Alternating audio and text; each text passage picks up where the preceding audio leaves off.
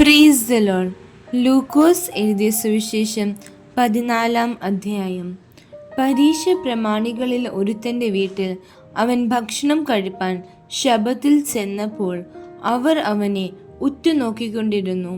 മഹോദരമുള്ളൊരു മനുഷ്യൻ അവൻ്റെ മുമ്പിൽ ഉണ്ടായിരുന്നു. യേശു ന്യായശാസ്ത്രിമാരോടും പരീശന്മാരോടും ശബ്ബത്തിൽ സൗഖ്യമാക്കുന്നത് വിഹിതമോ അല്ലയോ എന്ന് ചോദിച്ചു. അവരോ മിണ്ടാതിരുന്നു. അവൻ അവനെ തൊട്ടു സൗഖ്യമാക്കി വിട്ടയച്ചു. പിന്നെ അവരോട്, നിങ്ങളിൽ ഒരുത്തൻ്റെ മകനോ കാളയോ ശബ്ബത്തുനാളിൽ കിണറ്റിൽ വീണാൽ ക്ഷണത്തിൽ വലിച്ചെടുക്കയില്ലയോ എന്ന് ചോദിച്ചതിന് പ്രത്യുത്തരം പറവാൻ അവർക്ക് കഴിഞ്ഞില്ല. ക്ഷണിക്കപ്പെട്ടവർ മുഖ്യാസനങ്ങളെ തിരഞ്ഞെടുക്കുന്നത് കണ്ടിട്ട് അവൻ അവരോട് ഒരു ഉപമ പറഞ്ഞു. ഒരുത്തൻ നിന്നെ കല്യാണത്തിന് വിളിച്ചാൽ മുഖ്യാസനത്തിൽ ഇരിക്കരുത്. പക്ഷേ നിന്നിലും മാന്യമേറിയവനെ അവൻ വിളിച്ചിരിക്കാം. പിന്നെ നിന്നെയും അവനെയും ക്ഷണിച്ചവൻ വന്ന് ഇവന് ഇടം കൊടുക്ക എന്ന് നിന്നോട് പറയുമ്പോൾ നീ നാണത്തോടെ ഒടുക്കത്തെ സ്ഥലത്ത് പോയി ഇരിക്കേണ്ടി വരും.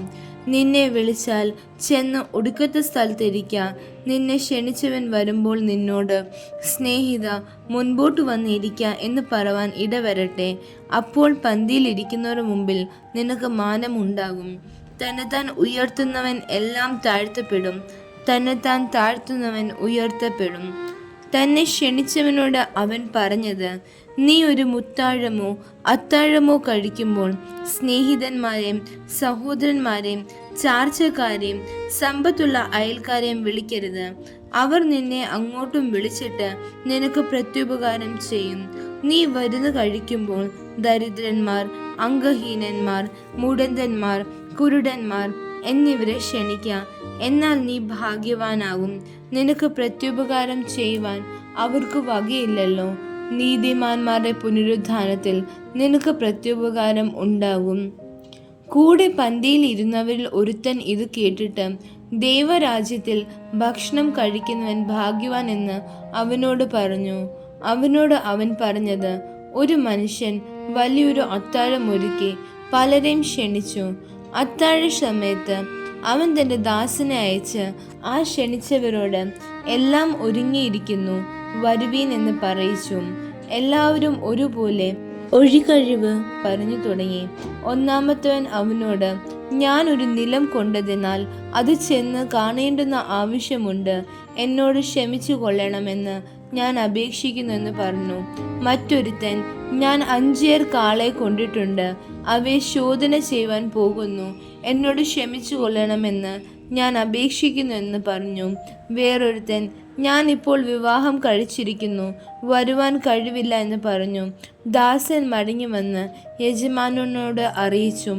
അപ്പോൾ വീട്ടുടയവൻ കോപിച്ച് ദാസനോട്, നീ വേഗം പട്ടണത്തിലെ വീഥികളിലും ഇടത്തെരുക്കളിലും ചെന്ന് ദരിദ്രന്മാർ, അംഗഹീനന്മാർ, കുരുടന്മാർ, മുടന്തന്മാർ എന്നിവരെ കൂട്ടിക്കൊണ്ടു വരിക എന്ന് കൽപ്പിച്ചു. പിന്നെ ദാസൻ യജമാനനെ, കൽപ്പിച്ചത് ചെയ്തിരിക്കുന്നു, ഇനിയും സ്ഥലമുണ്ടെന്ന് പറഞ്ഞു. യജമാനൻ ദാസനോട്, നീ പെരുവഴികളിലും വേലികൾക്കരികെയും പോയി എൻ്റെ വീട് നിറയേണ്ടതിന് കണ്ടവരെ അകത്തു വരുവാൻ നിർബന്ധിക്ക. ആ ക്ഷണിച്ച പുരുഷന്മാർ ആരും എൻ്റെ അത്താഴം ആസ്വദിക്കയില്ല എന്ന് ഞാൻ നിങ്ങളോട് പറയുന്നു എന്ന് പറഞ്ഞു. ഏറിയ പുരുഷാരം അവനോട് കൂടെ പോകുമ്പോൾ അവൻ തിരിഞ്ഞ് അവരോട് പറഞ്ഞത്, എൻ്റെ അടുക്കൽ വരികയും അപ്പനെയും അമ്മയെയും ഭാര്യയെയും മക്കളെയും സഹോദരന്മാരെയും സഹോദരികളെയും സ്വന്തം ജീവനെയും കൂടെ പകയ്ക്കാതിരിക്കുകയും ചെയ്യുന്നവന് എൻ്റെ ശിഷ്യനായിരിക്കാൻ കഴിയുകയില്ല.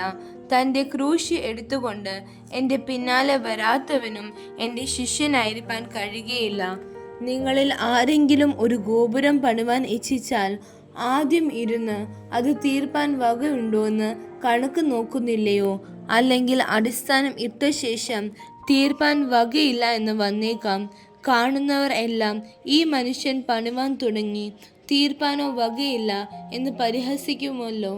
അല്ല, ഒരു രാജാവ് മറ്റൊരു രാജാവിനോട് പടയേൽപ്പാൻ പുറപ്പെടും മുമ്പേ ഇരുന്ന് 20,000 വരുന്നവനോട് താൻ 10,000 എതിർപ്പാൻ മതിയോ എന്ന് ആലോചിക്കുന്നില്ലയോ? പോരാ എന്ന് വരികിൽ മറ്റവൻ ദൂരത്തിരിക്കുമ്പോൾ തന്നെ സ്ഥാനാപതികളെ അയച്ച് സമാധാനത്തിനായി അപേക്ഷിക്കുന്നു. അങ്ങനെ തന്നെ നിങ്ങളിൽ ആരെങ്കിലും തനിക്കുള്ളതൊക്കെയും വിട്ടു പിരിയുന്നില്ല എങ്കിൽ അവന് എൻ്റെ ശിഷ്യനായിരിക്കാൻ കഴിയുകയില്ല. ഉപ്പ് നല്ലത് തന്നെ, ഉപ്പ് കാരമില്ലാതെ പോയാൽ എന്തൊന്നുകൊണ്ട് അതിന് രസം വരുത്തും? പിന്നെ നിലത്തിനും വളത്തിനും കൊള്ളുന്നതല്ല, അതിനെ പുറത്തു കളയും. കേൾപ്പാൻ ചെവിയുള്ളവൻ കേൾക്കട്ടെ. ആമേൻ.